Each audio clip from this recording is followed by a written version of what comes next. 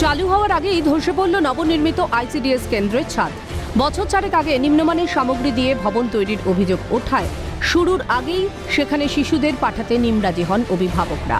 সেই থেকে বন্ধ অবস্থায় বাঁকুড়ার তালডাংরা ব্লকের এই ময়রা গ্রামের এই আইসিডিএস কেন্দ্র। সেই অবস্থাতেই ভেঙে পড়ল নির্মাণ। সবসময় এই যে বাচ্চা ছেলে খেলছে, সব সময় যদি হঠাৎ আবার যদি ওই ধারে দেওয়ালটা যদি পড়ে যায় তাহলে কি হবে আপনারা কি বলতে পারবেন? ছাগ একটা গুণাগার দিতে পারবে? কেউ পারবে না। পারবে একটা মরে গেলে? কেউ পারবে না। ঠিকঠাকভাবে কাজ হয়নি, ঠিকঠাকভাবে দেখেনি, ওইটির জন্যই তো ভেঙে পড়লো এটা। আদিবাসী অধ্যুষিত বাঁকুড়ার তালডাংরা ব্লকের ময়রা গ্রাম। জানা যায় দীর্ঘদিন ধরেই ময়রা গ্রামে মাত্র একটি আইসিডিএস কেন্দ্র। পরবর্তীতে আইসিডিএস কেন্দ্রে নিজস্ব ভবন তৈরির উদ্যোগ নেয় সরকার। সেই অনুযায়ী 100 দিনের কাজের প্রকল্পে 2019-2020 অর্থবর্ষের আওতায় একটি পাকা ভবন তৈরি হয়।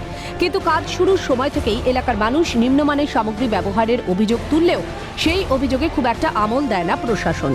আশঙ্কা থেকেই আইসিডিএস কেন্দ্রে নিজের বাচ্চাদের পাঠাতেও চান না বাবা মায়েরা। সেই থেকে অব্যবহৃত অবস্থাতেই রয়েছে কেন্দ্রটি। এবার সেই নির্মাণই হুড়মুড়িয়ে ভাঙল। সংশ্লিষ্ট ঠিকাদারদের বিরুদ্ধে প্রয়োজনীয় ব্যবস্থার আশ্বাস প্রশাসনের। যেগুলো চালু করা হয়নি সেগুলো ভেঙে ফেলা হবে।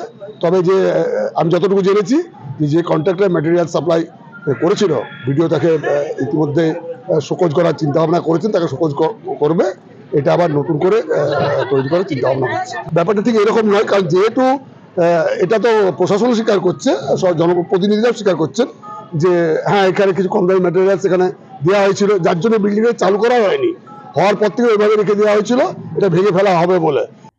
সরেজমিন ইনকোয়ারি করছি কিভাবে বিল্ডিংটা তৈরি হয়েছিল বা করার কারণ কি, সেটা আমরা সরেজমিন তদন্ত করে যথাযথ ব্যবস্থা খুব দ্রুত নেব। যদি সত্যি কেন্দ্রের ভেতর কোনো শিশু থাকতো, দুর্নীতির নিদর্শন, প্রশাসনও জড়িত তোপ বিরোধীদের। চারদিকে সব তো দুর্নীতি আপনারা দেখতে পাচ্ছেন, সেই দুর্নীতিরই একটা প্রতিফলন মাত্র এটা। আপনার কাটমানির যে বিষয়, সেই জায়গায় হয়তো সবাই একে অপরের সাথে জড়িত আছে সেই কাটমানির চক্করে, তার জন্য আজকে এই ঘটনা ঘটেছে। প্রশাসন তো এর মধ্যে যে দুর্নীতির মধ্যে জড়িত আছে, সেই জন্যই সেই কেউ আসেনি, এধারে ভেরিফিকেশন আসেনি। তবে তো অভিভাবকদের আশঙ্কাই হলো সত্যি। খাতায় কলমে প্রাণ না যেতেই কি এই ঘটনাও নজর কাড়বে না কারো? কেন নিম্নমানের সামগ্রী দিয়ে বানানো হয়েছিল আইসিডিএস কেন্দ্র? কাদের হাত বয়ে এসেছিল ওয়ার্ক অর্ডার? এখানেও কাটমানির গন্ধ। আদৌ কি মিলবে এসব প্রশ্নের উত্তর? বাঁকুড়া থেকে স্বরূপ রায়ের রিপোর্ট, ক্যালকাটা নিউজ।